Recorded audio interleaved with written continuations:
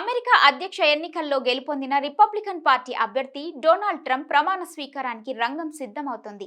ఆ దేశ 47వ అధ్యక్షుడిగా జనవరి 20న బాధ్యతలు స్వీకరించనుండగా వైట్ హౌస్లో ఆయన రెండో టర్మ్ ప్రారంభమవుతుంది. ట్రంప్ ప్రమాణ స్వీకారోత్సవం వాషింగ్టన్ డీసీలోని క్యాపిటల్ భవనంలో అక్కడి కాలమానం ప్రకారం మధ్యాహ్నం 12 నుంచి ఈ కార్యక్రమం మొదలవుతుంది. తన ప్రమాణ స్వీకారోత్సవ కార్యక్రమానికి ట్రంప్ స్వయంగా దేశ విదేశీ ప్రముఖులకు ఆహ్వానాలు పంపారు.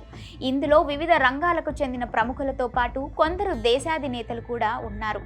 China, Argentina, Italy, El Salvador, హంగేరీతో సహా ఇతర దేశాల అధినేతలకు ఇన్విటేషన్లు అందినట్లు అధికారిక వర్గాలు వెల్లడించగా, వీరితో పాటు అమెరికా మాజీ అధ్యక్షులు, ఇతర ప్రముఖ నేతలు ఈ కార్యక్రమానికి హాజరవనున్నారు. ట్రంప్ అధ్యక్షుడిగా ఉన్న సమయంలో భారత్తో మంచి సంబంధాలను కొనసాగించారు. మోదీకి ఆయనకు మధ్య మంచి సాన్నిహిత్యం కొనసాగింది. వీళ్ళిద్దరూ వివిధ వేదికలపై కలిసి అనేక అంశాలపై విస్తృత స్థాయి చర్చలు జరిపారు. రెండు దేశాల మధ్య సంబంధాలను ఉన్నత స్థాయికి తీసుకెళ్లారు.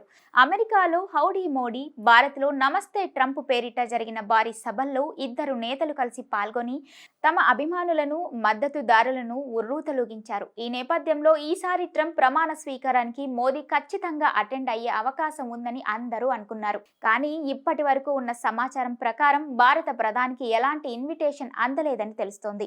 దీని గురించి ఇప్పటి వరకు భారత ప్రభుత్వం నుంచి ఎలాంటి ప్రకటన వెలువడలేదు. ఒకవేళ ఆహ్వానం అంది ఉంటే ఇప్పటికే అధికారిక ప్రకటన చేసి ఉండేవారనే వాదన వినిపిస్తోంది. అమెరికాతో ఉప్పు నిప్పులా ఉండే చైనాకే ఆహ్వానం అందినప్పుడు ట్రంప్ భారత్ను విస్మరించడం ఏంటని అందరూ ఆశ్చర్యం వ్యక్తం చేస్తున్నారు.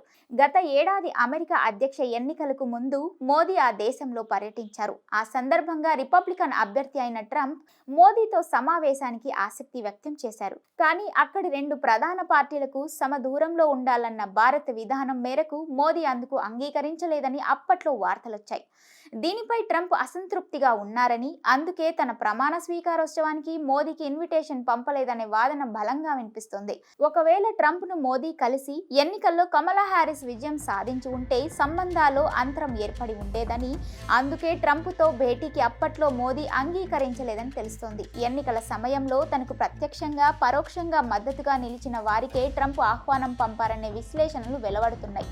కేవలం ప్రమాణ స్వీకారానికి ఆహ్వానం అందనంత మాత్రాన రెండు దేశాల మధ్య సంబంధాలు దెబ్బతినే ప్రమాదం ఏమీ ఉండదని విదేశాంగ నిపుణులు చెబుతున్నారు. ఇటీవలే ఆ దేశ జాతీయ భద్రతా సలహాదారు జేక్ సలీవాన్ ప్రధాని మోదీతో సమావేశమయ్యారు. రెండు దేశాల మధ్య సహకారాన్ని మరింత ముందుకు తీసుకెళ్లాలని నిర్ణయించారు.